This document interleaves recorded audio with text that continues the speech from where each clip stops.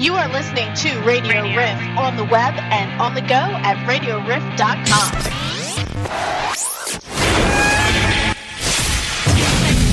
The following is a special presentation of Radio Riff, the Temple of Rock. So this is DJ Glimz with an interview with Brian from Kix. So, obviously you guys have been in the Baltimore area for a really, really long time. Yes. And so wanted to ask what is your staying power? Like, why Baltimore? Why not branch out and go to, like, one of the bigger cities and try and branch out there? Well, because we're from around here, for one thing, and way back in the early days, even before we had a record deal, we used to play Baltimore as a cover band. So this was like the closest big city. This is D.C., but there were more clubs around Baltimore, it seemed, back in the old days. And we just built the following just from playing here so much. I mean, there are other little pockets here and there around the country where we built, mostly on the East Coast. Yeah. But it was just all those years of playing, and it was just nonstop. And so all those people, they just became loyal followers. Mm-hmm. Yeah. I read on that you had talked about how much coming back here and seeing all the people here who, even in 2003 when you guys got back together, how they still loved you and still knew about you. And, like, how did that make you feel when you had taken such a long hiatus and come back together to see that there's still people who wanted to listen to you guys play? Oh, it was definitely... It wasn't really a surprise, because I had a feeling, especially when we first did it, I knew it would be huge because we hadn't played in so long. Mm-hmm. But the surprise came later when they just stuck around, and they just kept coming back, and it kept getting bigger and bigger and bigger. Mm-hmm. Almost every week I have at least one Kix song in every week, so that because I like the band from Baltimore. You guys started a revolution with Charm City Devils and they all go out of my head. Hailstorm, even though they're not technically from the Baltimore area, all the way down to the younger ones, which their name goes out of my head too. Yeah. Bad Seed Rising. Bad Seed Rising. The younger kids that started opened up M3, which you guys are headline almost every single year, which is amazing because I know people who come from Minnesota to see you guys, who saw you at Rocklahoma, who now come out here to see you guys. So you've toured with a lot of really famous people, a lot of bigger bands. Which band would you, if you guys could go out on tour with a band, who would you go out with? Like a big tour? Yeah, big tour. No. AC/DC. That would be a show. That would be a show. Yeah, that would be a good one. We always wanted to tour with them, even back in the old days, and never got a chance to. Are there any venues that you would love to play? Venues? Yeah. Like any of the famous ones, you got the Rock, the Red Rocks in Colorado and places like that. Or maybe a festival that you'd want to play? I don't know. Maybe one of the European ones.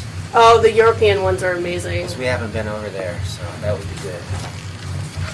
Yeah, because we played a lot of places in the U.S. Like we did Red Rocks before, like back in the old days, but yeah, it's hard to say a particular venue because there's so many. I think it's more about the town than the venue. Yeah, I can see that.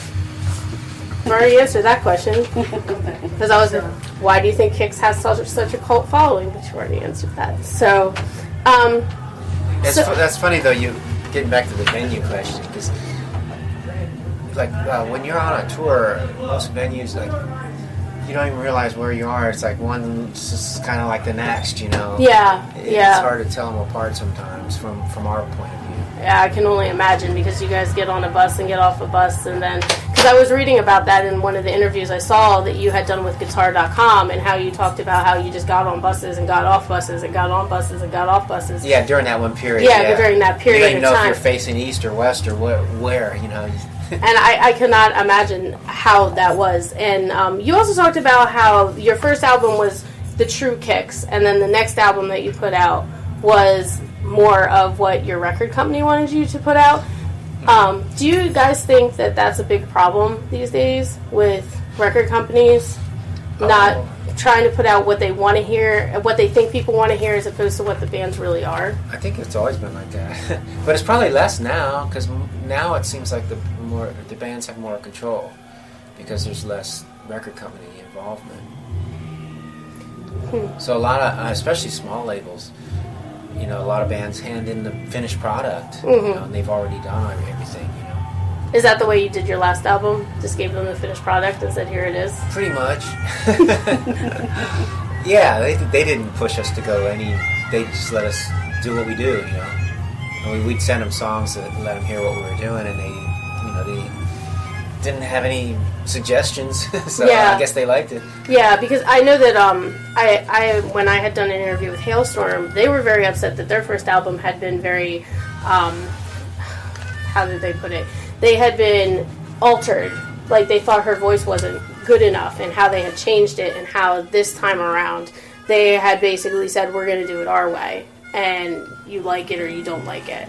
So did you guys finally get to the point where that was going to be the way you guys made albums? Well, I think a lot of it is too, like, a band's first time into the studio, they don't know what to expect, and when someone tells them to do something a certain way, they think, oh, well, this guy must know what he's talking about, so I'll just do it that way. And after a while, you figure out how to do it yourself and what sounds the best. And so, you can tell if somebody knows what they're talking about or if they don't, Yeah. And I think, I think with us, it was like the first record was a learning experience. And all those songs we had been playing for a few years by the time we did the record, so it was pretty much just playing our set. Mm-hmm. And then that second record, they stepped in and tried to tell us what to do, just like, like we figured that's the way it goes, with a record company, but then we figured out,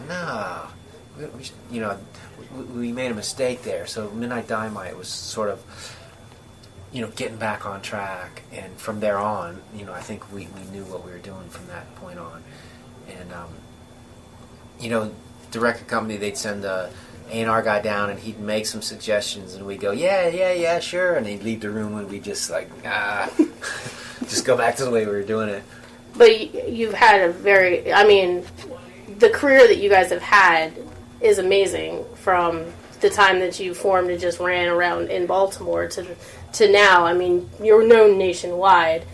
I'll say that I'm playing Kix, and people that are my listeners from, the West Coast are like, Kix, man, they're a great band. That's you live in Baltimore. Haven't you seen Kix yet? And that's the staying power that you guys have. That's the way that, especially a lot of bands from your era have that, is that even though you may have stepped away from Kix, you come back to it and everybody's still like, hey, that's that band, that's that Kix band. Well, yeah, and I think some of what helped us was the fact that we didn't quite make it huge either. I don't know, maybe it would even be better if we had, but it seems like we were sort of slightly underground. So then when we came back, there was a lot of people that hadn't ever seen us, but then they heard, they hear that we're back, and it's like, oh, now I can go see them again. And so it seems like we've gotten a lot of new fans, and a lot of people they were fans, but they had never seen us. Mm-hmm. Especially like with the rock cruises and all that, they have a chance to come and finally see us after all these years. Are you going to be doing another rock cruise that our listeners can maybe sign up for? We're doing 2 this coming year. It's 2016. We're doing in January. We're doing the Def Leppard cruise. Hysteria on the High Seas with Def Leppard. Yeah. Oh, that sounds interesting. And that's East Coast tour thing from Miami, and then there's a West Coast Monsters of Rock that's coming next year in October. So it'll be, because it's been on the East Coast, and now they're doing the West Coast one, and it leaves out Long Beach. And you've done Monsters of Rock before, correct? Yeah, the one on the East Coast, yeah. So what's it like to be on a cruise ship with all your fans? Oh, it's not bad. I was scared going into it the first time, but you get used to it, and it's not as bad as you think it's going to be. I mean, my mind, I'm thinking, I'm going to be trapped. How am I going to get away? How am I going to do anything? But they're actually really courteous. Like, I'd go up to the buffet and people would see me and they wouldn't like bother me while I was eating. It was actually cool. As long as I stayed away from the pool deck, that was the danger zone. Because that's where all the drunk people were. Oh, yeah, yeah. And that's where all the bars and stuff. If you walk through there, then you're in trouble. If you don't want to be bothered. Yeah, I can only imagine. Being at the concerts that I've been to, like the 3-day festivals and things like that, the drunk people are the people that are the ones that will accost you at any cost. But the people who are not so drunk, they're the ones who will say, hey, look, there's Brian from Kix, hi, and then walk away, Yeah. So, but that's really cool. So you, who's on those tours with you? Obviously, Def Leppard is on the first one. Yeah, I don't know. Who else? Do you know, Mark? Who else is on that Def Leppard tour? Tom Kiefer, Richie Kotzen, Eric Martin from Mr. Big. Oh, wow. So Tom Kiefer's from Cinderella, Richie from Mr. Big and Winery Dogs, and a couple other solo artists. But we're the only other band on there right now besides Def Leppard. Yeah, I guess it's not like the Monsters of Rock where there's like 40 bands. Wow, but that's cool that it's you and Def Leppard. I mean, that's amazing in itself. Yeah. That you guys are the only other band Yeah, I wonder if they'll there. come and see us when we play. That would be I'm really... not going to go see them. Why would they come see us? No, I will. They're good. We did a show with them way I back. saw them this year. They were good. But we did a show at the Towson Center. Oh. This was, I don't know what year it was. Really early on. And they weren't even famous yet. Oh, wow. Because Blackfoot was the headliner.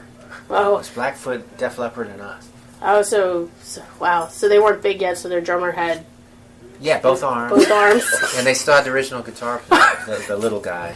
Yeah. That's how you know, that's how you can tell the time period of Def Leppard is if the drummer had 1 or 2 arms. Right, Yeah. So, so during your time apart, that you weren't Kix. Mm-hmm. You guys did side projects, and I was wondering if that, like, your side projects had an impact on you guys coming back together. Like, you guys maybe... How do I want to explain this a little bit better? Because I didn't roll out the right way. You do the side projects, you play in the bands, and then you said in your interview on guitar.com that you came back together and you had just started talking and you guys just felt it was the right thing to do. Was it because you guys missed each other? Was it because you felt like the band needed to get back together? Or was it just that you wanted to play with, these were the guys you started with and you wanted to play with them again? I think it happened because of Steve's band Funny Money and Ronnie's band Blues Vultures. Because I live in LA now, so I was way disconnected.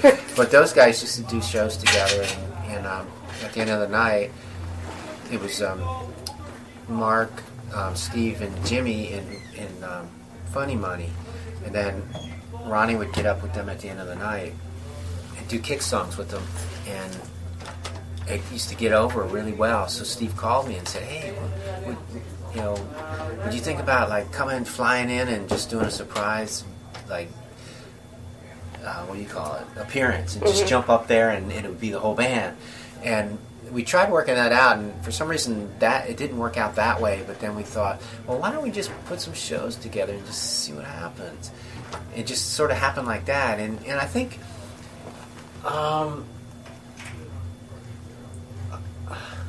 I guess that's the only reason. I don't know. It wasn't anything else. I mean, I hadn't really thought about it until Steve mentioned it, and then it sort of got things rolling, And we started thinking about doing it again, and we booked one little set of shows at the end of 2003, and it went so well. We thought, well, let's do this again in September. And so we booked another little group of shows, and then we did it the next December again, and then it just sort of was just like that for a few years, just a couple little groups of shows. And then I started bugging Steve about branching out and going out into the country. And we finally did. Yeah. And from what, I can say that from being out there and being part of, the rock scene, because our radio station is based out in Minnesota, when people hear that I'm from Baltimore, the first thing they say is Kix. And so I think that, even though maybe you don't, sometimes you might not think you have the staying power of, like, the West Coast or Midwest, like, people around love you guys. And I think that says a lot for everything that you guys have going right now. Plus, we've been outside and there's tons of Kix t-shirts and all that stuff. So, now this question you might not have, I'm not sure how, right now, like, there's all these bands coming out. And they're all, you have all these heavy metal, the screamo bands. I'm not sure if you know who I'm talking about. Like, but the ones that it just sounds like guttural screaming and things like that. Do you think they're going to have they have a place in this time, or do you think that it's a fad that's going to roll out? Because the Kix kind of music is timeless. It's something that's going to last the length and the duration, because it's something that everyone, hardcore rockers, that's the kind of music they love. Do you think that is going to have a stay, or do you think that that's something that's just going to be a fad that's going to go away? That's a good question. I don't know. I guess we'll have to find out. I wish it would go away. Makes two of us. I would say that makes three of us. Well, but, when rap came around, we all thought, how long is this going to last? And it's just kept on going. Yeah. So you never know what's going to stick and what's not. And it may not be as, on top. It may sink down on have a cult thing kind of thing after a while. But I don't know. It's hard to tell because there's so many different kinds of music that have come along now. It's weird because I remember back when I was a kid in the '60s, and rock and roll was really young, and there wasn't that many variations on it back then. Now it's like a ton of different things. Yeah.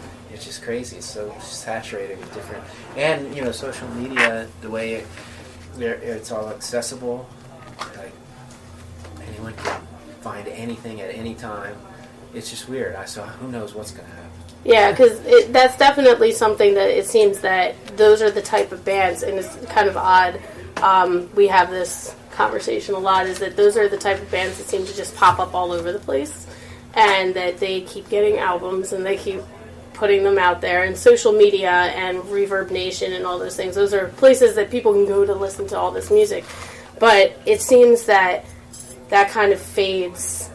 The new trends pop up and they fade, but then there's the 80s rock. I hate that. That's not really the term I'd like to put it as, but 80s rock is something that's lasted forever. I mean, I will be honest, I was born in 1979, but the 80s rock is my favorite music in the whole entire world, and that's the stuff I listen to day in and day out. That's because I feel like that was the best time for rock music. Like, right now, it may not necessarily be what everyone considers the quote-unquote best time. So, you guys do M3 every year. Did you guys help to create M3? Or was that something you were asked to do, and you just keep coming back every year? Well, the people that have this club are involved with that, too. So, we've been playing here, and so when they first put M3, it was only a Saturday. Yeah. And so they stuck us on the bill. And then eventually they branched out and had us do the Friday night headline thing. Is that something you guys doing until possibly M3 goes away? As long as they'll have us, we'll keep playing. M3 is pretty amazing because it's the Death Leopards and Great Whites and all the really cool bands that people don't necessarily get to see, and it's also one of those things that who knows how long they'll tour anymore, and that's the thing. How long do you guys see yourselves doing this? I don't know how to do anything else, so what am I going to do? I got to do this, and I can't do this until. I mean, that's the cool thing about being a musician. You can do it until you're sitting in a rocking chair, and still do it. B.B. King did it. As long as my fingers work, I'll keep playing. Oh, well, that's cool. I can say that I'm actually, I used to be a music teacher, and I actually do play instruments. I'm in a concert band. Not as cool as you guys, but yeah. But I can see that it's something you can do forever until you can't do it anymore. So, well, that's really cool. I mean, we hope that you keep playing because we love you at the Radio Riff, and we hope that you keep putting out albums so that we have more stuff to play on our station. Well, we're going to keep trying. Do you have anything in the works currently for another album? No, possibly? we're milking this one for as long as we can. But I'm sure one will come along. It is a great album. I do have the whole album, so I play it quite frequently. So, well, that's all the questions I have. Thank you so much for talking to me and letting my friend Maria come along with me. It was a pleasure.